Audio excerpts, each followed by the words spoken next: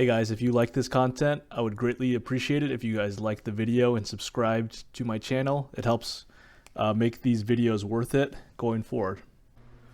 What's up guys, Altcoin Shipper here with a crypto market review. As always, this is not financial advice. I'm not an expert. Do your own research. Today I'm just going to review a lot of the China coins. I'm going to review Bitcoin really quickly though, because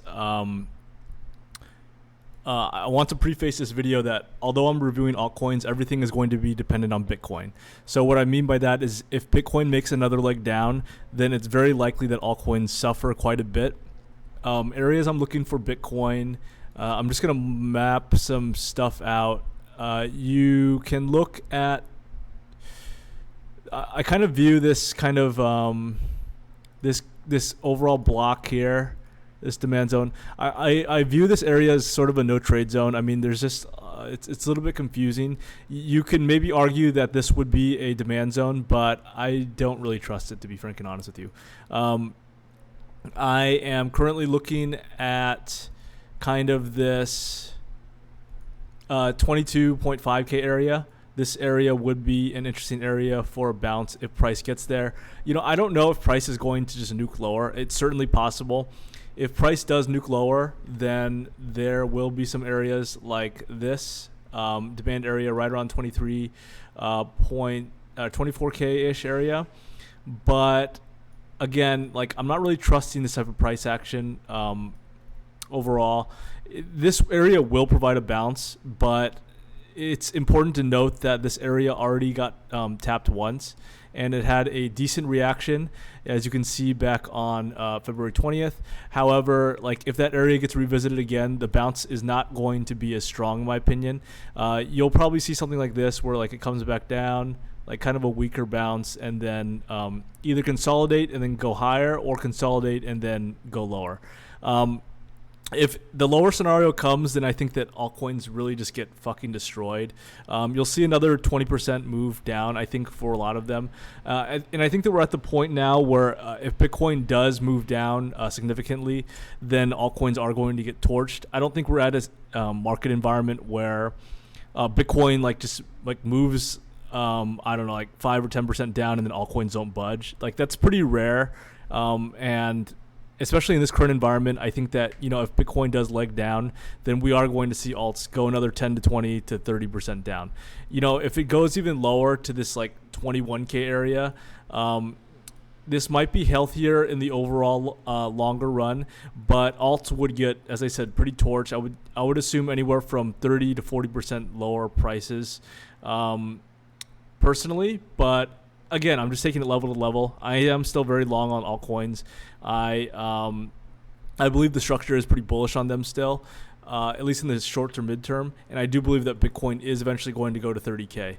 But again, short-term volatility could show some pretty decent entries for some of these coins. So let's take a look at some China narrative coins here. Sorry, one sec. Let me pull up my list here. Okay, so I have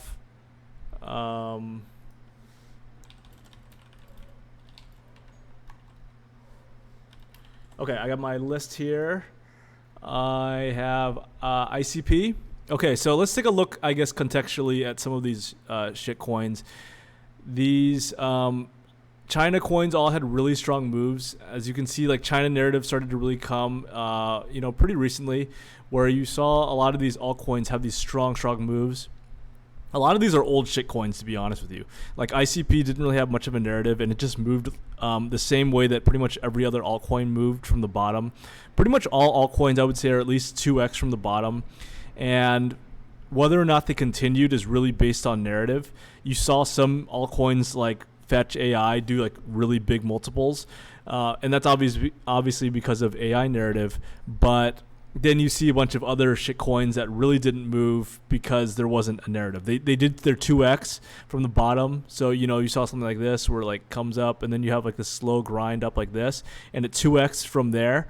But from that point, you know, you might see them like kind of do like this mini pullback right now. Whereas coins like this, like some of these China coins that I'm going to review today, they had another leg up because of the narrative of, you know, China's bidding. There's a lot of money in that regard. Okay, so like where are we looking at right now? ICP again, like, and to be clear, I don't think any of these coins are really worth much. To be frank and honest with you, from a long-term perspective, they're really moving based on narrative, and I I don't really think that there's like anything to really say about like these types of coins from a long-term perspective. I'm gonna say this though. You can probably fib from top to bottom, and you can just probably bid on some of these China coins right around the zero point 0.5 and the 3.382. It's really going to depend on Bitcoin. So like if Bitcoin makes another big leg down, then the zero point 0.5 will get tapped. So like this 5.8 level will get tapped. And as you can see it's here too, there's just a lot of volume transacted around this area using volume profile. I do believe that the $5.80 area would be a pretty solid buy here. And I do think it's pretty likely that 6.37 also gets tapped for ICP. It's interesting to note, though, that for this coin, there is a demand level right around this current area. So, if Bitcoin levels out and it doesn't really dip much more, I could see it just kind of consolidating around here, around 665, and then continuing up.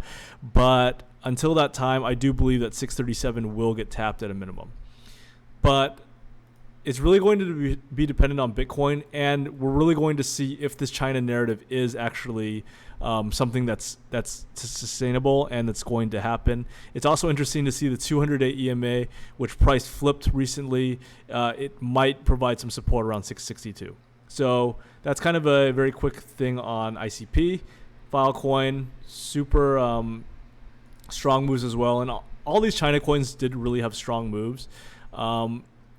Similar to ICP, I believe that Filecoin should have a solid bounce right around the 382 fib, around 688. I do find that even in the strongest conditions, the 382 fib almost always gets tapped. So with confluence of the 200-day EMA, I think that this would be a solid bid around 688. And this is a coin that I was looking at as well. So yeah, let's take a look to see, if this area gets tapped. You could also look a little bit lower and scale down to, you can see some demand area right around 645. So, as I said, I think a general good framework for a lot of these China coins would be just to bid the 382 fib and the 0.5 fib.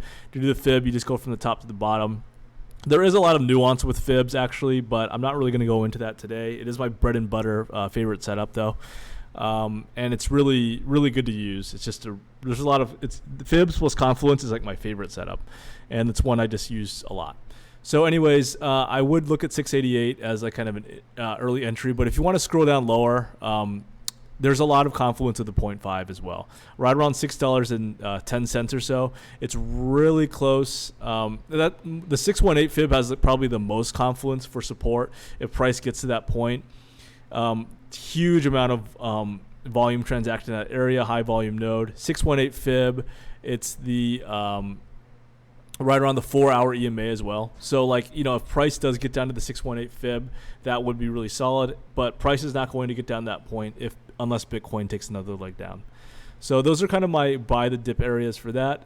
Key, absolutely insane move. I had this set up actually where I thought that bidding the 382 would be solid, and it was solid for a quick scalp. If you bid 382, I didn't enter this one, but this type of setup is actually one of my favorites, where you see a strong accelerating coin and then you see it start pulling back.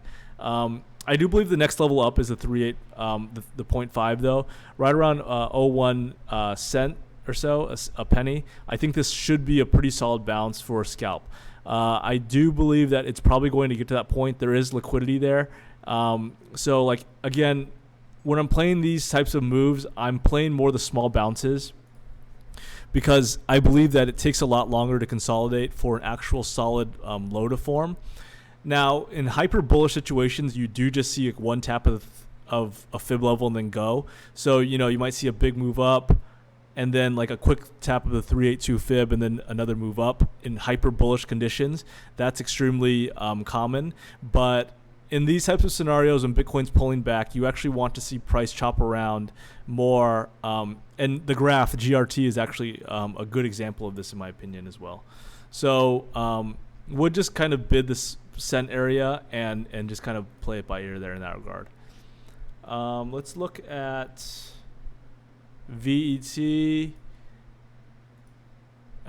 Similar to the other coins, so VET is at resistance. Like this entire area is just like a big supply zone, in my opinion.